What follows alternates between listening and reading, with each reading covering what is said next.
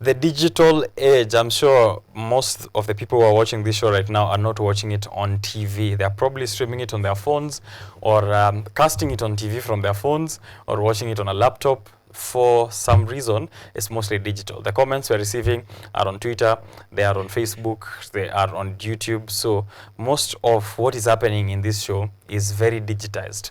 And that's why it's important we have the conversation on the spread of information. I am the first person who spreads information on Tuesdays on this digital front that we have here with you called Biashara Tuesday. So it's important that you ensure what I say here every morning is something that is fact-checked, it's information that's relevant, it's not something that is misguiding you or misinforming you or disinforming you for that matter. So we're having this discussion with the Constitution and Reform Education Consortium. They've been able to send me two gentlemen who will introduce themselves in just a short while to discuss the economy of misinformation. Who gains, who loses, and what is the net effect on the young people. I'd also like them to weigh in a bit later on the political happenings in the country, people, you know, switching sides, saying different statements every day.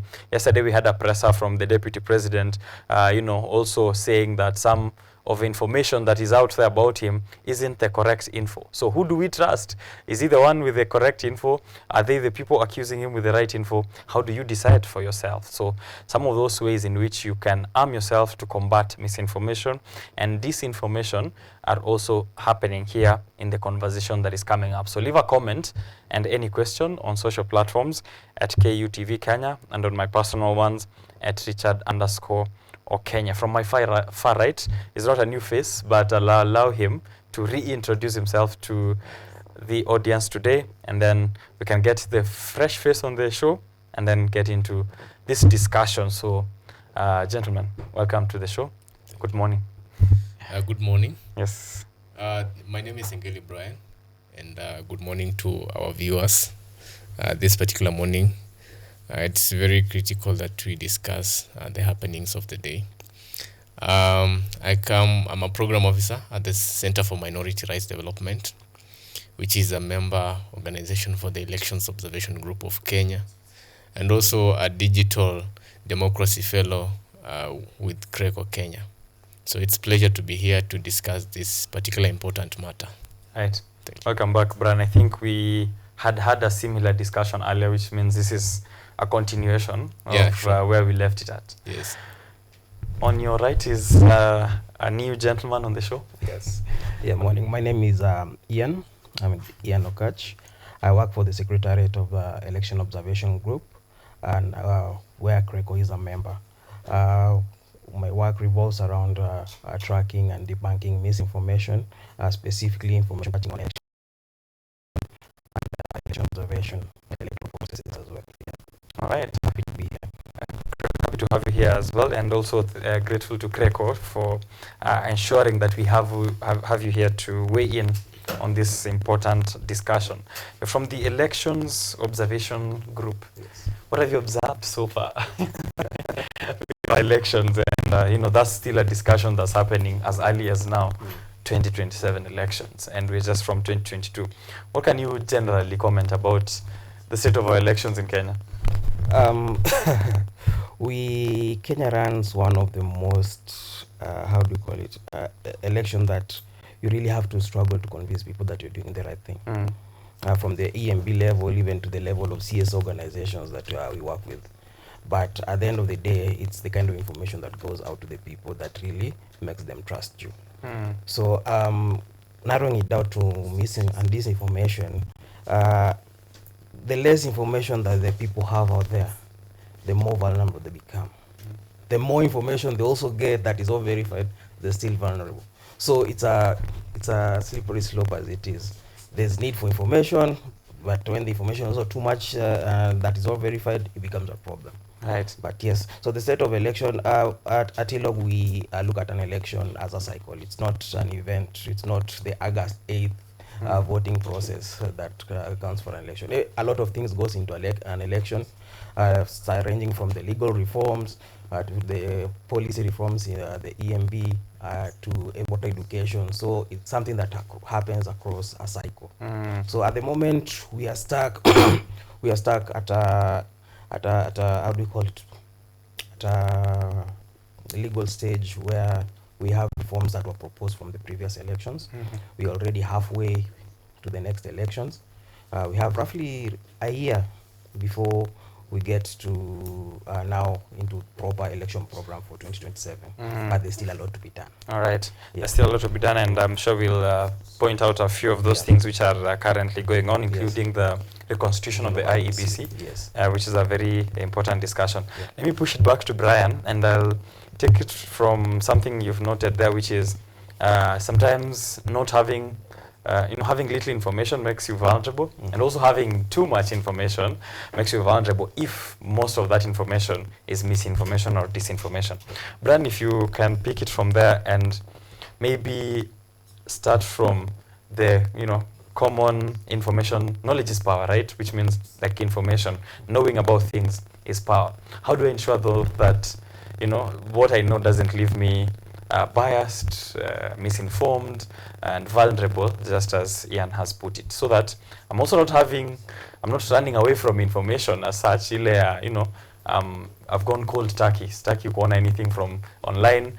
Delete all my accounts. Sitawahi kuwa misinformed. But that is also leaving you in a state where you don't know what is going on. Yeah. But pia kuna hiyo you're in there too much. Kila saa you're scrolling on Twitter, umejazwa kichwa na information zingine ambazo which are not true. How do we strike a balance so that knowledge remains to be power? Well, thank you so much. So first, I think Ian has touched a very crucial point where he's mentioned that in our country, we are always in a campaign mode. We are always focusing on the next elections. The moment we are done with these elections, we start thinking about how are we going to win the next election? How are we going to have a better campaign during the next election? So that particular cycle, it continues over and over again. But again, when you look at the kind of information being put out there, either by the politicians, either the leaders, and also the EMBs, the electoral management bodies, how authentic is it to the public? Because when you look at the quality of that particular information, to some extent, some of it is distorted, and it's what they are calling malinformation. Yes, it is based on the true information, but to some extent, it is distorted. And let's use an example of the current state of the nation. We are facing, our deputy president is facing an impeachment. But when you look at how the MPs are trying to convince the public, they are using information that is exaggerated to some point that they want they want to sway the masses and to convince the masses to believe in them. So to some extent, the quality of information has to be taken care of for us to have information that is quality, for us to make an informed decision. Now, when you look at our legal processes, many have argued that when you look at the legal frameworks in place, it is not comprehensive enough to cover for these particular loopholes. Some of them, they are saying that it is subjective in nature when it comes to application of it, that the government is using it to hoard information from the public. And you see, this information is not only hiding information or sharing information that is not correct, it is also hiding the truth.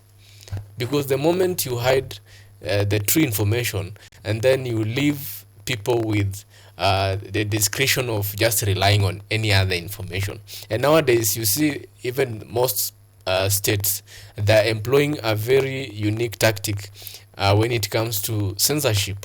They're no longer hiding information, but they are bombarding you with information that is incorrect, information that is irrelevant, until now you are exhausted and you see your mental status, because it's important. You realize now that I don't want now to see anything, and that particularly it contributes significantly, especially the youth who are most vulnerable to this particular phenomenon, and their participation in the civic civic space. So it's very critical for us to look at the quality of information being shared. Right. Ian, if you can also, take it from there. Just noticed, I went outside our borders, which is how it has happened with the current wars in the Middle East, in the sides of Russia and Ukraine, is we will just bombard you with irrelevant information until you're like, I don't want to hear about Hamas anymore. I don't want to hear about, that anymore. I don't want to hear about impeachment anymore, because every day someone is just telling me something. And just to ask the same question which I pushed to Brian, which is, how do I create a balance then? How do I get the quality? Because I think quality is what he's been pointing out. You could have little information, you could have a lot, but the quality is what matters. How do I filter out and get quality info? Well, as a matter of principle, we usually say stop, verify, just confirm this information. Where is the source of this information coming from? Is it coming from a legitimate source? There are other sources that are quoting this kind of information that you can't really cross-reference. And then at the end of the day, we just leave it to you. Think about it. Do you want to share this thing if you're not sure of where it is coming from? Yeah. Do you want to consume it? Do you want to give it again to the next person to go through it if you're not sure about it? So that is our biggest lobbying that we're doing right now. Please stop. First of all, I've got a WhatsApp message. Imetoka wapi? Can I verify the source? Is it true? Is it false? Then what is the next course of action? Yes. What are the motivations behind people who spread that kind of information? Well, depending, I'll speak on the election end of it. Yeah. They say if you control the masses, you're with the masses, right? Yeah. So technology has made it easier for people in politics to really control the crowds, to interact with people, and just sell their ideals. And herein lies even the economies where people have now started business out of just social media work. We've had influencers getting rich of just promoting tags, regardless whether the tag is good or not. But yeah, ni kazi tutafanya. Yeah, so the youths get into this space. They don't really care what happens. They're out there for the money. So even if you're given a tag to push, you don't really want to question, is this going to hurt someone? Is this going to mislead someone? As long as my 527 is in. Yeah, 527, very fast as in maisha. Yeah, so, and I think that is one cycle that, as much as you said you want to break it, the how is the problem. Because these are personal, private accounts. You can't really sue them. It's at the end of the day, it's at your discretion what you consume. Yeah, true. When we say the economies of scale, or economies of misinformation, information, Brian, someone might be out there with a notebook or like, hey, leo ndo hiyo sasa, business idea. What are these? Who wins? Who are the winners? Let's start from there. And what are they winning with misinformation? When you speak of economy, it means there's some kind of transactions going on. And that means there's someone benefiting either from it. And for someone to benefit from it, then it means that someone is losing. Okay. Now, if that's who is winning? And Ian has touched that. You see, when you are with the masses, then it means you have a leverage. So, number one winners in this particular economy are the politicians, because they use misinformation, malinformation, disinformation to convince or to influence the public to to believe in their narratives. And you see, this phenomenon of mis and disinformation, it has driven our politics ever since time immemorial. And the advent of social media has only existed to give it a new life and also perpetuate it in a way that is very fast and to make it more visible. So it has been there. So politicians have been using this particular phenomenon to ensure that they influence people to either follow them or influence even the policy decisions. And you see, it actually plays a very big role when it comes to electoral processes, because it sways the masses to either direction. Secondly, the other biggest beneficiary in this particular economy are the tech companies. And tech companies, I want to speak from the perspective of those companies like Facebook, Twitter, Instagram. You see, these companies, they benefit from the engagement online because they are able to maintain the public online based on that information that has been shared. So if it's a fake information, fake information, they are very sensational. So when we have something that is sensational, the algorithms are set in a way that they prioritize that particular content. And that particular content, it actually holds the public more online. And so when the public are more engaged online, then that means that there is increased time for advertisement. So they benefit from that click rate.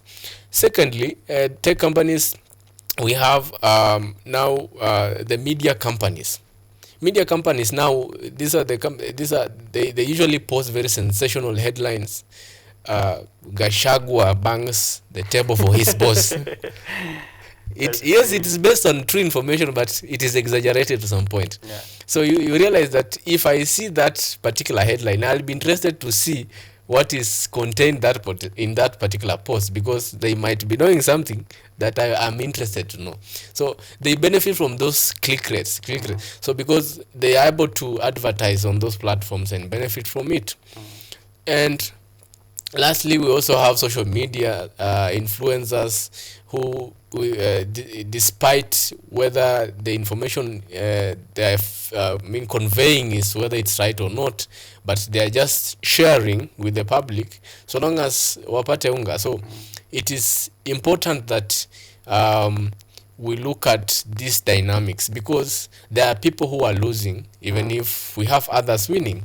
And you see, the moment we have this particular kind of scenario, we have those unhinged souls among us who would resort to other violent means of justification because of imagined threats. You see, social media, it gives you some kind of imaginary enemies, imaginary haters. Yes, imaginary haters, because you are bombarded with a lifestyle maybe that you either agree or you don't agree. So it's critical that we analyze this particular economy so that we moderate. Yeah. Yes. All right.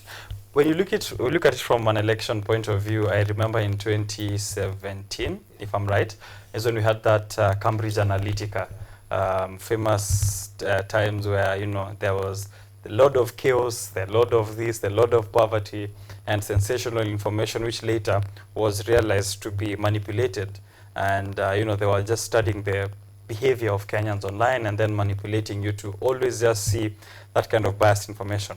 Recently, of course, we are now used to political hashtags. Actually, today, we are probably going to be flooded by government bloggers on X and other platforms who are trying to, of course, try and bury the soil on the press statement by DP Gachagua yesterday. So this is something which has become such a norm, and we've seen, including senators, who are saying now, let's regulate these social media platforms. In some places like Tanzania, we've seen, total shutdown of social media accounts. Is this the way to go? Is there a need for strict, tight regulations, since, as Brian is saying, these tech companies are benefiting? They're advertising on us. Should we tuwafinye pia? Banning social media is not really the answer. Even in terms of just trying to curtail mis and disinformation, banning social media is not the right way to do it. We've had these companies, they've tried, albeit cosmetically. We have Twitter finally allowing Kenyans to do content moderation. We have content moderators on Facebook who cases also came out of that. They were not being treated well. Social media companies, just like in the EU, I think stricter regulations need to be put in place, but banning them should not be the option. Like the government should not be at the point of regulation. It should not be banned. No more X. How do we work with these people for the betterment? Because X has provided a platform for even government to speak to people. So why can't we just regulate them, give them proper, stricter regulations in terms of what they share, what is shared on their platforms, and how they really regulate mis and disinformation that is being shared on their platform. Yeah. All right. So regulation, but not banning. not a blackout on Not them. a blackout, yes. Who's So the person who would want to push for banning, this is somebody who fears that a lot might get exposed. right? Yeah, because we are at a moment where we get so much information out of government that we were never getting in the past. Yeah, so something is happening in government, you'll get it fast. And one of the people that I say would have suffered right now would be now the traditional media.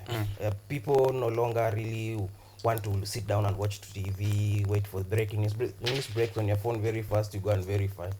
Yeah, and then for traditional media, they do a lot of editorial work. So for you to get these kind of cases slipping through is really hard. Yeah. How's society suffering from this level of misinformation, especially when it comes to around election period? I'm sure right now in the US it's chaotic with TikTok and everything. How do we suffer as on a scale, on a large scale?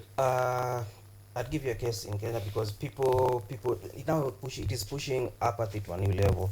Yeah, people are now, the kind of information that you're getting even around the election in Kenya, somebody is just saying, so why should they go and vote? It's already decided. People are saying Baba lost because his stronghold never went to vote because he was assured he was being backed by government. Yes, and we ask for the source. Ati Baba ataibiwa kura. So people didn't go vote because Baba ataibiwa kura na Uhuru. So it becomes problematic. So that is the net effect of misinformation. Yeah, for sure. Yeah. Brian, are there losers you can point out as well from your end?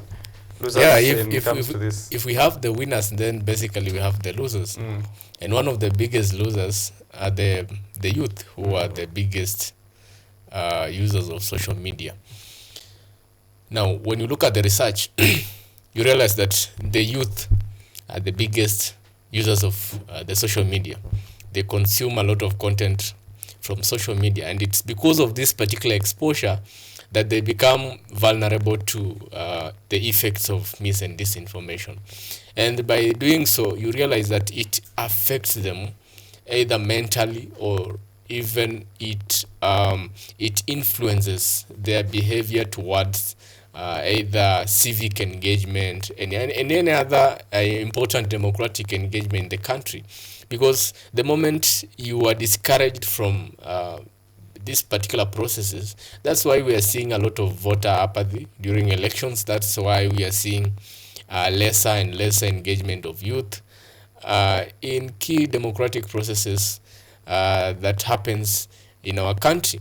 And therefore, they are the biggest losers. Secondly, another biggest loser, we have our important institutions, let me call it critical institutions, whether it's electoral management bodies, whether it's other critical institutions that are mandated to taking care of Kenyans. You see, for instance, IEBC during the elections, you realize that it is a punching bag, especially for politicians. And the moment this particular institution is painted in a bad way, it erodes the trust of the public in that particular institution, and it even influences your perception. Now, for instance, Ian has mentioned that, you see, if you believe your vote is not going to count, why are you going to vote? That influences your decision-making processes. And it is very critical that we safeguard our online activities so that we don't leave it to malignant and other malicious individuals, so that social media appears to be a bad playing field. You see, when your house is infested with a rat, you don't burn it. You look for a way to get the rat out. And same to a cow. If your cow, and you usually get milk out of it, and it falls sick, you don't kill it. you look for how you're going to cure it. So it calls for a collaborative kind of approach with different stakeholders to ensure that you put in place safeguards to ensure that even we have moderation when it comes to the kind of content that is being shared, and even the quality of the content. And lastly, we have the community that loses out because of this particular phenomenon. And especially when you look at the community, we have the vulnerable groups in the community. Especially, we have the marginalized communities. These are communities whereby they rely mostly on WhatsApp groups, very traditional way of getting information. And you see, when we have fake information infiltrating those particular segments, then it is very easy for them to be influenced in a certain manner. And because it is very slow for them to verify whether this information is correct or not, the country would have moved forward. By the time they're catching up. Yes, by the time they are catching up. For sure. I have a friend of mine called Harrison Hainga, who insists that moderation is the end of freedom of speech. Once we start regulating what people can say, what they can post, what they are saying, regardless of whether it's an opinion or a fact, it's the end of freedom of speech. And there's a running joke that, you are guaranteed your freedom of speech, but your freedom after speech is now at my discretion. The Constitution will not save you after that. Maybe to ask Ian, because you spoke of regulation in a way that does not lead to a complete banning of these social media platforms. Yeah. How do we regulate but still ensure freedom of speech? I remember even the Deputy President yesterday said, how can you suggest me something without asking of my opinion, of my freedom of speech for public participation and all of that? But still, we can't always allow everyone to weigh in. How do we do it in a way that it's a playing field? Unfortunately, the kind of content moderation that currently is taking place on the social media platform is based on what they do probably in other jurisdictions, in the EU, in the US. And you see, these are different demographics. Whatever happens in the EU, how we treat our, even just the speech that we write on our social media pages. Somebody in the EU, a content moderator in the EU wouldn't understand. But can we localize the content moderation so that we get people that really understand the nuances of what is being discussed in a particular post on social media? So it's a matter of just training more content moderators. But just as you said, your free speech begins when? Your freedom of speech ends after the speech. Yeah, it's up to me. Yeah. So at the end of the day, it's you as a conscious person. Whatever you're writing, is it something that you'd want to somebody share with you? And if it is intentional, you're not busy, so we'd understand. So content moderation will definitely apply. But content moderation, it does not really take down the post. We just give the alternative fact down there. This has been verified. This is false. The real situation is this way. Right. So we don't really pull it down. Whatever you said is still there, but alternative facts are given, which is a good way of doing this. Yeah. And also a good way of creating job opportunities. Yes. You've given an example that I have not have thought of, which is localizing content moderation. Yes. If I insult someone, nimwambie kumbavu zako mbwa wewe. A content moderator at Instagram sitting in California will know what that is. Yeah. So even if there was an appeal, someone reported me, they wouldn't really get it, including the limitations in translation, which are currently there with Google and other of these platforms. Yes. So yes, that's a really commendable way. Now though, I want to get information on what is happening in the elections, what is happening with Hamas, what is happening with Israel, but I still want quality info. What are some of the effective strategies you think someone can put in place to ensure that what they're receiving and what is the truth is correct, is aligning, that is? So first of all, it's the verification process. Yes, the one you said earlier. Stop, check, confirm. Yeah. The other one is, are you getting the information from the right accounts? If it's information from IBC, is it the official channel for IBC? if it's coming from because even these influential people, politicians, they also misinform people. So you need to verify. Like people are saying Chebukati is sick. Chebukati is on social media pages have not even talked about it. The former president is being said to be in ICU somewhere in London. The family has not spoken. So why would you believe somebody who's just out there to get clicks? And I think one of the biggest problems that has surfaced with the now payment of blue checks on X. So that engagement farming has really eroded the discussion on social media completely. So that you get those engagements, you get paid at the end of the month without really thinking about the consequences of whatever you're posting. So it is becoming a challenge, but the problem with this thing is it evolves every day. So you need to have your guard up so that you're evolving with the trends. Yes. How can we evolve with the trends, Brian? Now that he has brought up the blue check marks. Nowadays, it used to be really easy before on any platform. If I come online, I see a blue check mark, whatever you say, it goes. Because that was, before getting it was, you have to be influential, you have to verify certain things. Mostly journalists will get the blue check mark because now they are affiliated to a verified organization. But now, as he's saying, ukiingia saizi blue check marks tupu. Kila mtu, any person can just come up, say anything, it's verified. By the time we realize it's engagement farming, some people are already hurt by this information.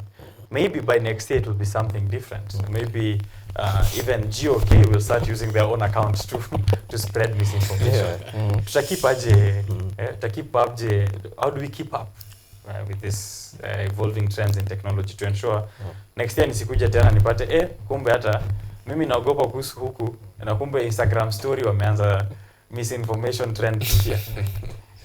So I think when you speak of regulation again, it depends with the intent of that particular information. What is the intention? Because the intention of mis and disinformation, it's always to mislead the public and to influence them in a certain way. So what is the intention? Looking at that. And you see, the moment we are presented with this particular phenomenon of mis and disinformation, because necessity is a mother of invention. You've seen the youth have come up with very innovative ways on how to counter this particular menace, and also come up with very innovative ways of getting very quality information. And one of the way we can evolve with the trend is, of course, leveraging the technology. At the moment we have AI, the artificial intelligence. It is something that is being embraced by most of the people, most of the advanced economies, and it's very critical, especially for government bodies, for government institutions, and every other important institution that interact with the masses, to incorporate AI, especially on their social media, so that, for instance, if a platform like Twitter or Facebook has incorporated AI on their platform, if someone posts something that is incorrect, it actually cross-checks and it verifies quickly within seconds. It will label there, this is either correct or incorrect or unverified information. And this can happen actually in conjunction with having local moderators, because they are able to either verify the information and give correct information. So it becomes easy for the consumers of the social media to know whether this information, is it correct, is it incorrect, or is it unverified. So from there you can be able to make an informed decision from that. You've spoken about the issue of verification. You see, before you said it was a very rigorous process for you to get that blue check mark. But nowadays you just pay 1,000, you are given the blue check. You go online, you search KUTV Kenya, you find several pages. So you are wondering which one is now which is the truthful truth. So it becomes even a challenge for someone who is not literate enough to make a differentiation. And maybe another solution that we might have is to have constant media literacy, so that people can be able to understand, how can I be able to verify the information, how can I be able to know whether this information is correct or is not correct. Because you see, for you to, if you want something to go viral, then you give it a very sensational, very catchy headline, and to make it worse, if it's fake, then it spreads very fast. Yeah. So it's important for us to engage the masses themselves, so that they can be able to know and understand which information is correct and which information is not correct. Yeah. Ian, I remember not so many years ago, we moved from focusing on, hard work and skills and, hardcore skills, technical skills, to emotional skills. So we kept saying, now when you're joining the soft skills, when you're joining the job market, you need to be emotionally intelligent, you need to know how to work with people, you need to, those soft skills which are not taught in class. Yeah. But now I have a feeling, maybe you could agree with me and add on to there, that it's very necessary now to have digital skills, which, you need to be tech savvy, you need to know how to verify, you need to know how platforms work. Do you think it's now as necessary for everyone? Just have to know what is fake, what is not. He's mentioned artificial intelligence, and I just thought, fake dips. Naweza fungua hapa watching a whole hour of Rigathi Gachagua and then realizing later that wasn't even him. I was watching a fake press conference someone had generated from their computer in Cairo in there. And then the next frontier of mis and disinformation is going to be on AI. It's not going, it is AI. It is AI. Generative AI is becoming problematic, and even in terms of for a jurisdiction like EU and the US, who already having regulation in place, it's not even easy for them to regulate artificial intelligence. So sisi wa Kenya tuko nyuma sana.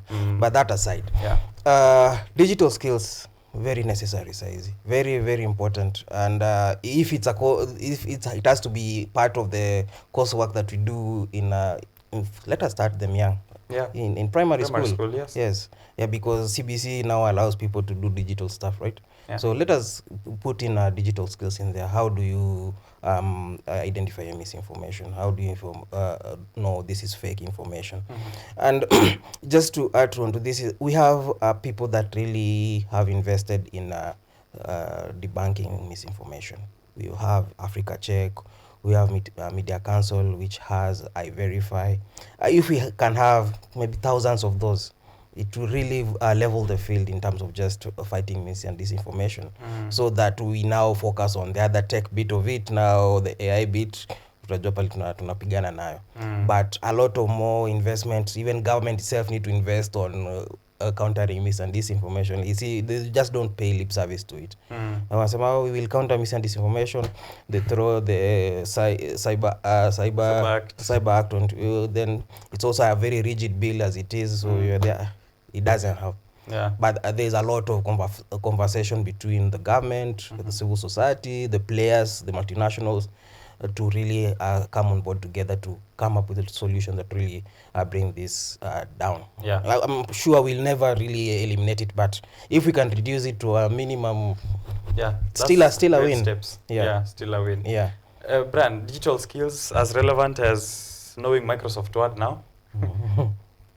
Very, very relevant. In fact, as you said, we need to embed them in the curriculum, right from the primary level, because you see, I think it was the previous regime that tried to introduce that particular culture of learning digital skills from the lowest level, introducing tablets to students.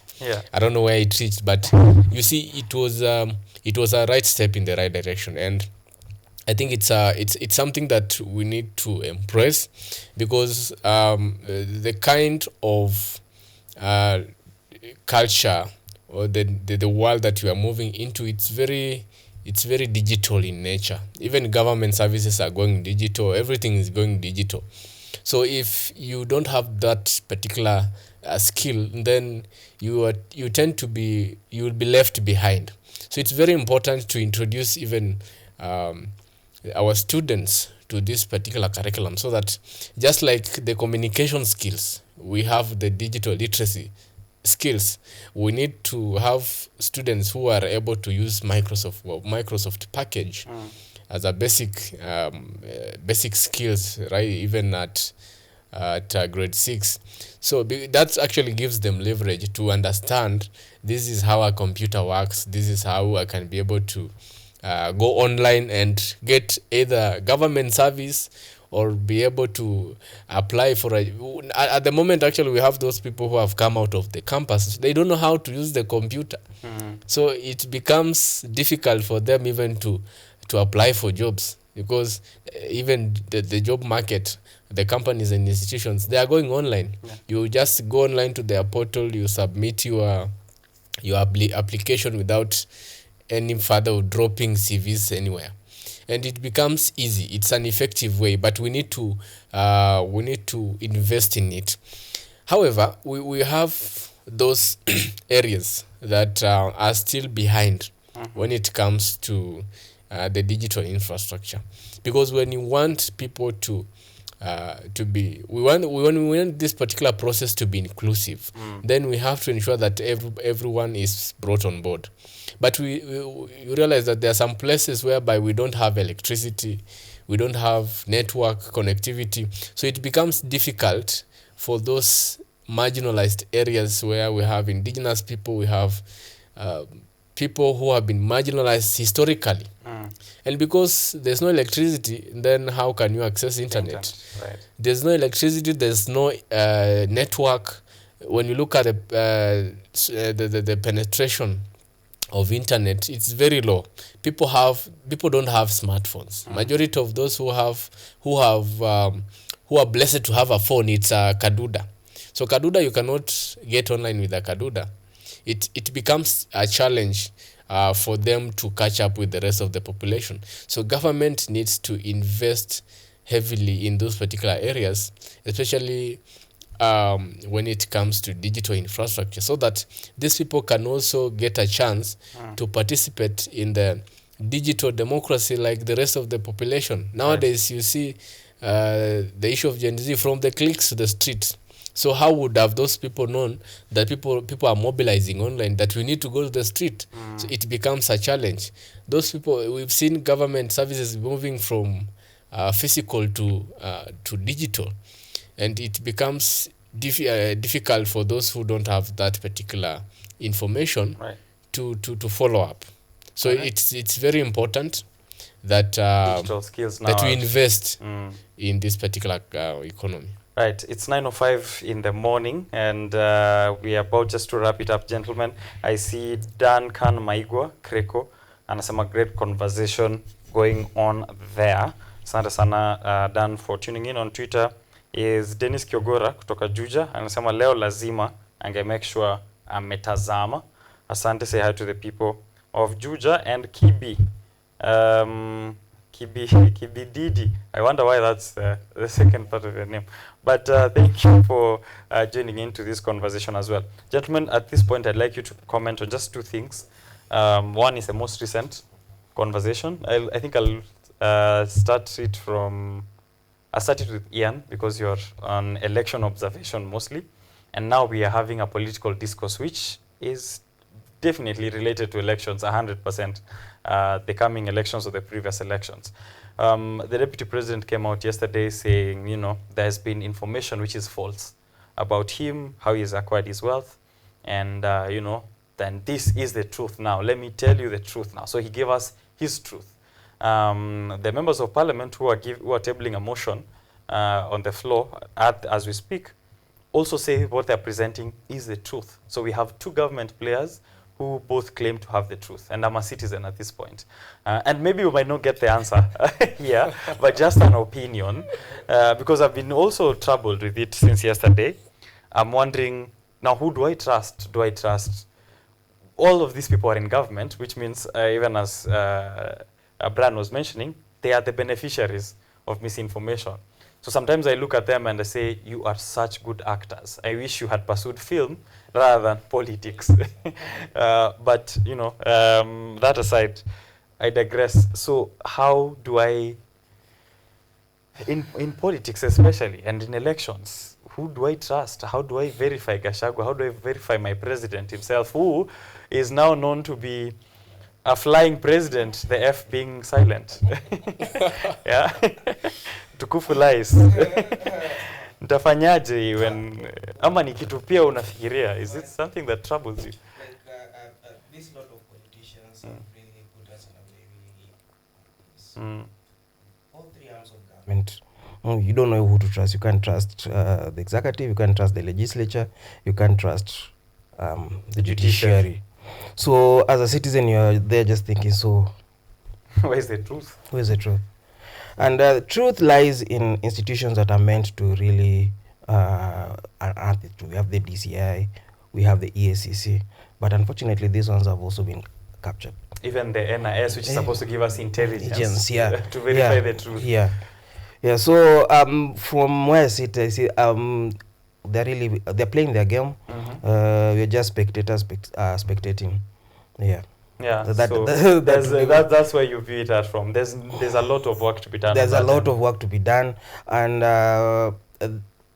that recall clause is unfortunately is coming to an end in the next 6 months, and we don't have an IBC in place. We would have recalled some MPs because this house has been a disappointment from the beginning to the end. Yeah. So unfortunately we can't do it. Tumewekwa kwa kona yenye hatuwezi songa, so ni kuangalia tu. Yeah. The constitution of IBC also has been it has stalled. It has stalled. Yeah. Given what the Azimio side submitted to court and challenges here and there, which I don't know whether they are by design or by choice, but also that's a way for you to go and find out. Yeah. Don't just believe what you see out there. Brian, wewe unasemaje? Kila mtu ni muongo sasa. We are in a country full of lies, from the government institutions from the president up top to the opposition, yani to courts. Mara this has happened today, mara amesha apologize, tumsamehe. You know, getting truth has become very scarce. Is this something that's troubling you, and what's your general opinion too? Yeah, maybe a recommendation if you have one. It's actually troubling, and Kenyans, when you listen to Kenyans, they actually struggle to understand, or even they struggle to get it, because everyone is saying they are truthful. I did listen to the play that was staged by G. Monologue. Yes. Last night, while he was trying to appeal to the public emotions, and there are two things that I was able to identify. Number one is that none of them, either the parliament or Rigiji, is truthful, because there was some information that he was giving that are contrary to what the parliament is saying. There's some information that the parliament has tabled that is saying is not true. But when you look at it keenly, you realize that both of them, they have brought out these particular issues just to play with the gallery, the public gallery. And it's very troubling, because the person who is losing out big time is the normal mwananchi. And there are those who are believing it. Yeah, there are those who are believing it. There are those who are going to the extent of because they believe it, you see, they tend to behave in a manner that something bad is gonna break out. Yeah. And you see, this is a political process, and political process invites anything that might include swaying the public. And you see, in politics, you are either using someone or you are being used. So if you look around and you see nobody is being used, then probably you are the one who is being used. So when you look at our deputy president, I can only equate it to a warthog. You see, a warthog, it tried to be like an elephant, but now its horns, it grew from the mouth. So it ended up looking like a very small elephant. So if you try to to play the big man. And then you realize that those who are who tends to believe in power and perpetuation of the power, they tend to suppress you in a way. And that's why a coconut knew that the journey is going to be very long from up there to the bottom.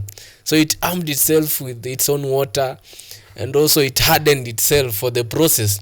So anything in politics is it's very possible, and it's not something to think about. It's not inconsequential, but it's something that has been either planned or it's being planned. So you just have to prepare yourself either mentally or even psychologically. These are things that tend to happen. But now the person who is going to face the brunt is that person down there. Yeah. And I would agree by Kenyans who were saying that yes, it's a good process, because that shows that even our democracy, it's growing. Yeah. And I think I'd give the MPs a plus from the last public participation that happened. This one over the weekend? Yeah, over the weekend. Okay. It was a demonstration that they are trying to get it, what is supposed to be when we mean by public participation. And that's what should happen when it comes to every other decision that the government is taking. Though it was tried to, there were some politicians who tried to divert it and convert it to some kind of dramatic place, but we believe that if we're going to strengthen that particular process and doing that particular manner that they did, then we shall be doing the right thing in the right manner. Right. Yeah. Where the opinion of the public is also taken into account. I think that's where you can find the truth. If you can Yeah, get sure. Kenyans together to give their opinions, that's definitely a sure way of finding the truth. And then maybe just to weigh in, because this is a conversation which I'm very interested in as someone who participates in online activities, someone who does a lot of digital marketing activities, so I'm always keen in also protecting myself from encountering misinformation and disinformation, and being also the medium that's propagating it. So pia ujue kama wewe ndio una spread misinformation. One thing I usually do as a way of safeguarding myself as the coconut is to make sure that like as you said, stop, but what I check is my emotions first. When I read this piece of information, nilikasirika kwanza or nilifurahia, both extremes. If you go to either extreme, if I find myself in either extremes, I just relax first, go to the most sure source. If it's not there, then I just let it be. So if I find that Gachagua banged the table on his boss as a headline on wakenya.co.ke, well, I feel sensationalized, I relax, I go and check other sites, I go online, I do a Google search, I look at the trending news. If it's not reported in places I can verify, if I cannot go and search for other previous, if I cannot verify the history of this source of information, then I just let it be. I don't have to know everything as well. I don't need to know everyone's secret. I don't need to know the number 6 shocking detail about Brian. Sometimes it's all right not to be aware of all of that sensational information. So I think that's just a way for me, and I thought I should share with our audiences at this point. Thank you, gentlemen. It's 9:16 in the morning. We could go on and on, but I'm grateful that you're able to show up here for this discussion on the economies of misinformation, disinformation. Who's winning? Who's losing, and what's the net effect on the youth? You will find that the youth are in those two last categories: who's losing and the net effect. So ensure you're not losing. And vile imesema, if people are being played, if you can't see who's being played, you're probably the one who's being played. Gentlemen, final word from you just to wrap the conversation. I'll begin with Ian, who was here. Maybe you can also speak a little bit into election observation as you give your final remark on this discussion. Okay, thank you very much. My biggest call to citizens, to youths, is that please take up these spaces, take up the conversations. I'm very dismayed that the Gen Z fire really died down, but that movement really increase the participation of youth into civic spaces, and I'd really like to see more of this taking place, more so on issues that are important like the reconstitution of IBC and even just governance processes in the counties. So let us not limit public participation to just a national issue. The public participation that goes on even at the county level. So in terms of elections, ILOC does observe elections, both national institution and even international elections. So we are fashioned to have citizens observe their own elections. We take citizens, train them on what to look out in an election, and let them be careful, keep watch on those processes, so that at the end of the day hawatasema hapana hatukuona kimeibwa. So like that is our biggest goal. We want observation to be a citizen-led effort. Right. Yes. Those friends of mine who are very serious with civic education currently, with election process and governance, this is the right people to partner with, so that, you know, when it comes to that time where we need to keep our eyes on the ballot, you have the relevant training for that. Brian. Thank you so much. So maybe lastly to say that you see, anything that you see online that you can be able to read, it's not the truth, it's an opinion. And anything that you are able to see online, it is not what it is a perspective. So you don't just believe anything that you see or read. Take your time to verify before you believe it. And it's very critical that you take into consideration your mental health status, take into consideration the quality of that information before you share it to another person, so that you don't become the perpetrator. Let's continue learning and equipping ourselves with necessary digital skills, because the digital economy is growing and evolving. The dynamics are always changing. So ensure that you have the required very tough skin for you to go through. When you look at when they call animals with horns, even a snail will come out. So when they say that we have a youth category that is informed, you are among those who are informed. So it's very important, because it provides us with a very dual situation.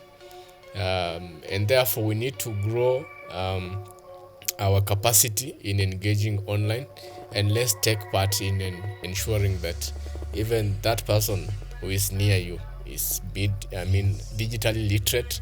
They understand what it means by true information and false information, so that we don't fall victims of false and misinformation. Don't trust politicians. You just listen and make your informed decision about it. Yes. Otherwise, it is a very good platform for us to ensure that we have visibility, we have our ideas seen and read, and also reach out to relevant targeted bodies. So let's ensure that as we use social media, we are very keen and we are very accountable to what we share. Thank you. Thank you very much. Thank you, gentlemen, Brian and Ian, for this time here. And maybe just to throw one out there for you as well is challenge yourself to be the fact-checking organization for the people around you, so that when they come to your social media, they know that Brian always shares factful information. Akiretweet, hiyo tunakubali. Richard akitweet, akiweka kitu aseme deputy president amesema hivi na hivi, you know he's done his work. Be the person that people come to for fact-checking. Challenge yourself, and then that will be easy for all of us. Unajua that, you know, the space that you're navigating online has more people telling the truth and less that you can rely on. And there are websites to check, as you've heard: Africa Check. Make sure you check that out. Polyfact, where I usually just fact check politics. Factcheck.org, just general information from all over the world. There's something for science that you can also, mtu akwambia the earth is flat, unaenda unaangalia pale kama ni ukweli ama ni uongo. Medical facts also, there are sites that you can get that information from. Don't be the person just consumes, retweets, and then causes chaos for other people. Think about it, the economies of misinformation, disinformation. That's the conversation we've had. If you missed it, itakuwa YouTube later on, don't worry. You'll have all of it to review and to also react. Leave a comment. I'll be right back after this break. It's going to be a newspaper review section with my colleague Ojwang Mariam. Yeye pia ni fact checker moja hatari. Ikifika information iko kwake, anasema huwa ni it's in the public domain. Yani by the time he's saying it, it has been verified. It's in the public domain. So he'll be joining me now.